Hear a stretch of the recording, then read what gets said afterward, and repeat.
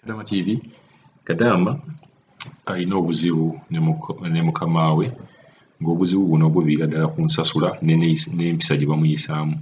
Naye ate ye obuzibu agamba asobola okubeera nga abuteeka ku ofiisi nti abantu bano aba ofiisi oba aba kampani bw'oba ogenzeeyo ate mu kifo kye baali badde ku sayidi yo ate balaga nti ne bali ku sayidi ya boosi.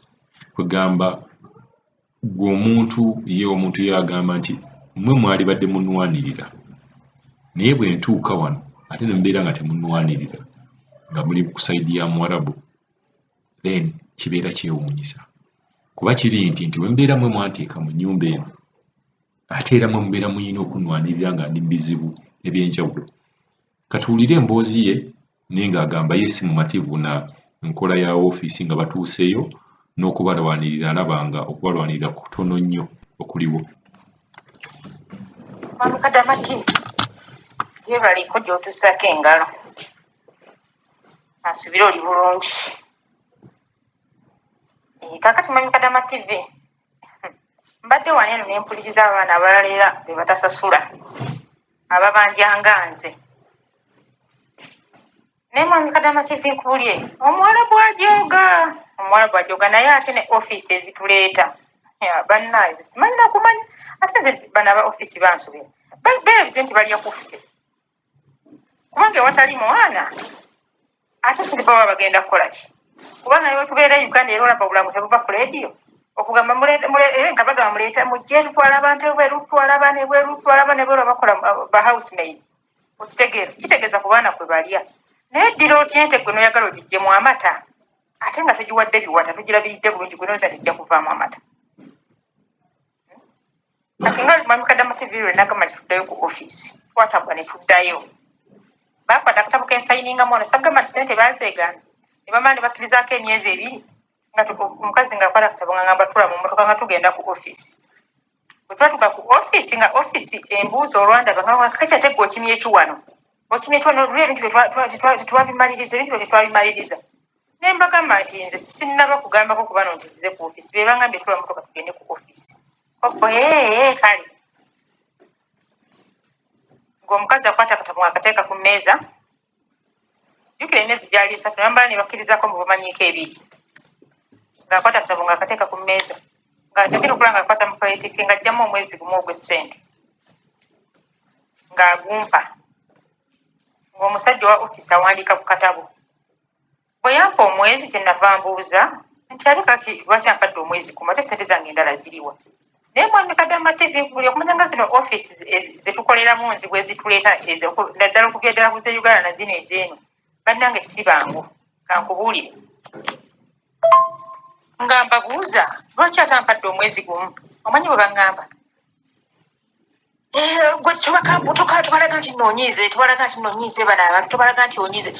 Omanyi okulaga nti no bali ku sayidi ya Muwarabu Mwami Kadamati tubalaga nti onyiize kati gwe fuba kati essaawa kakati gwobeeguya leka bakusasulire air ticket oddeyo eka.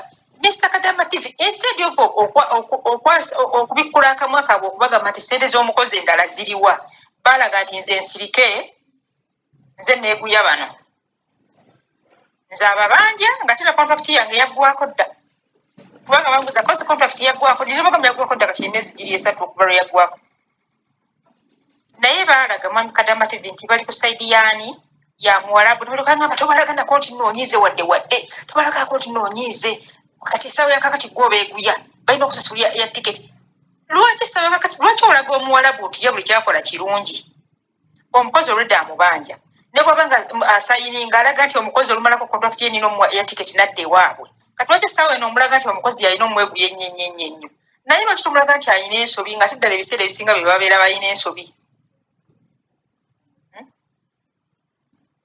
Mwami Kadamati nga babagamba bajja ssente ne pasipoti yange bankolera ya tiketi. Obudde tuli ku ofiisi obudde nno nga nabwo akawungezi bwali bugenze.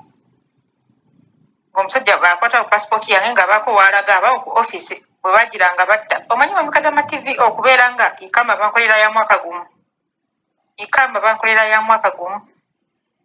Nali ndi awo nga bakomyewo ng'omuwala ŋŋamba kakati ogenda kusooka obagumiikirizeemu wiiki nnamba kubanga Ikamba bakola ya mwezi gumu kakati wano oliwo ligali abatuyinza kuyita ku airport kuddayo waka.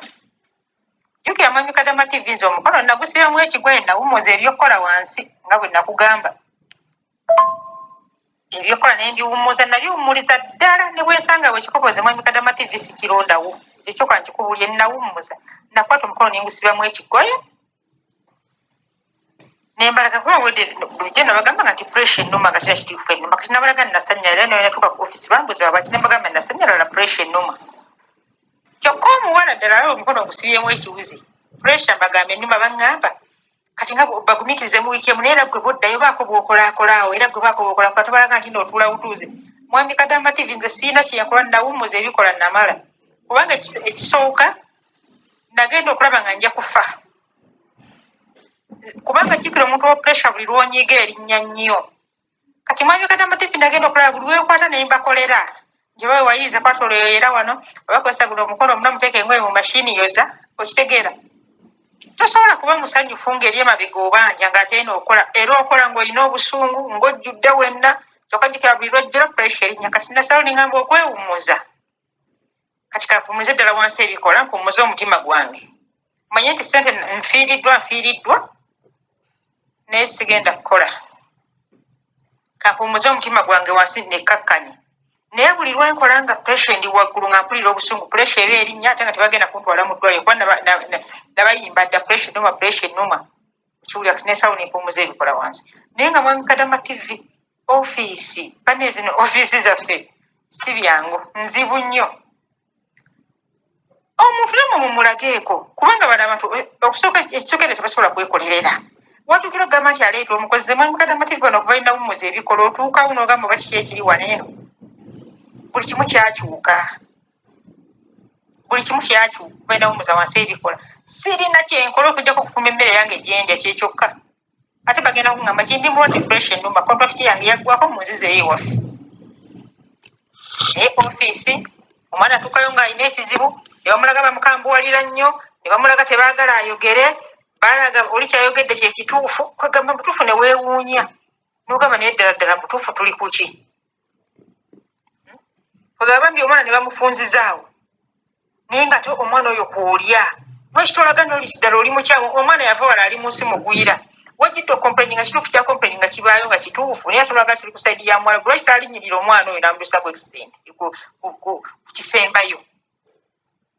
Kale Mukama atusase Mwami Kadama TV naye kyetusaba kyokka muntu kwesabira kasita ofuluma ennyumba n'odda ewammwe ng'oli mulamu kyekisinga obukulu. Ebisigadde byonna bijja oluvannyuma Mukama yamanya naye kisinga obukulu bwe bulamu. Nze era kati ssaba kakati kyensabirira batereze ebintu byange nzireyo waka Mwami Kadama TV kubanga obulamu bwe businga.